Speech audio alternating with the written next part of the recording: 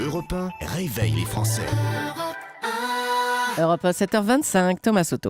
Hier matin, Bernadette Chirac a outé, comme on dit, Nicolas Sarkozy en annonçant tout simplement et le plus naturellement du monde sa candidature à la présidentielle de 2017. C'était sur Europe 1. Bonjour Caroline Roux. Bonjour Thomas. Alors, en fait, il n'y a pas besoin d'aller très loin pour s'apercevoir que Nicolas Sarkozy, il est déjà de retour. Il suffit de se pencher sur son agenda pour voir qu'il est déjà très très actif, l'ancien président. Très actif. Alors plusieurs informations de son agenda que je peux vous révéler ce matin, Thomas. L'ancien chef de l'État repart sur le terrain. Ça va se passer dans un endroit qu'il connaît bien, à Royan, à la fin du mois. Comme il l'avait déjà fait, vous vous en souvenez, en Haute-Savoie, Nicolas Sarkozy viendra décorer un ancien parlementaire du coin. Alors ses proches précisent que c'est là que l'ancien président passait ses vacances quand il était petit. Rien n'est laissé au hasard, il ne faut pas être dupe, il y a toujours des détails comme ça qui sont distillés par ses proches. Il faut alimenter le récit du retour. En tout cas, c'est le storytelling c'est qu'il a tellement réussi en 2007. En tout cas, ce crochet par Royan lui donnera l'occasion de prononcer un discours, de faire une photo, et ce sera naturellement un petit caillou de plus semé pour entretenir la tension. Bernadette Chirac, on en parlait, elle aussi sera mise à contribution pour une petite sortie. Ça se passera à la fin du mois de mars à Nice avec l'ancien président. Ensemble, ils iront inaugurer un nouveau foyer pour les malades d'Alzheimer. Vous voyez bien, Thomas, qu'au quotidien, Nicolas Sarkozy a gardé les réflexes de l'animal politique, de celui qui est dans la conquête. Un exemple, les inondations dans le Var. Il a naturellement décroché son téléphone pour joindre les élus qu'il connaît bien, pour prendre des nouvelles.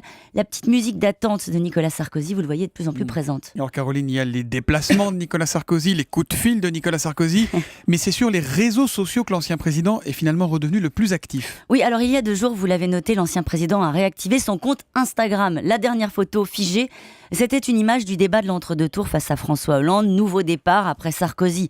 Tendu et acculé, on le découvre souriant au café avec des Français. La photo a été prise lundi pendant sa tournée des commerçants de la rue de Miromesnil à Paris. Et il y en aura d'autres, promet son équipe qui planche déjà sur un format de petites vidéos très courtes. Alors les réseaux sociaux, c'est son terrain de jeu préféré, tout simplement comme le dit son conseiller, car on maîtrise totalement le message et c'est une base de données colossale. Juste un petit mot, les militants à l'UMP, au mieux c'était 250 000 dans le meilleur des cas. Là, quand on totalise aujourd'hui les soutiens de Nicolas Sarkozy, regardez, 455 000 abonnés sur Twitter, 900 000 sur Facebook, 18 000 sur Instagram. Il construit une relation directe avec les Français sans passer par l'UMP. Alors on pourrait croire, Caroline, en comparant ces chiffres, qu'il n'a pas besoin du parti. Mais bon, il va quand même regarder de près ce qui va se passer ce week-end au Conseil national de l'IMP, j'imagine. Oui, vous imaginez bien. Il a jeté un œil d'ailleurs sur le programme qui sera validé ce week-end à l'UMP.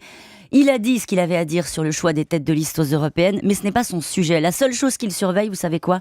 C'est l'alliance des contraires, l'entente entre ses amis d'hier, Juppé, Fillon, Bertrand, Le Maire, qui sont prêts à unir leurs forces pour ne pas faire de son retour une évidence à droite. Il aime bien dire, Nicolas Sarkozy, qu'il ne lit rien, qu'il n'écoute rien. En fait, il lit tout et il écoute tout. On est d'accord, évidemment. On est d'accord. Dites-moi, dernière petite question. Comment la déclaration de Bernadette Chirac a été reçue par son entourage ? Elle s'est fait gronder comme elle le redoutait ? Non, elle ne s'est pas fait gronder comme elle le redoutait. Ça les a plutôt fait sourire.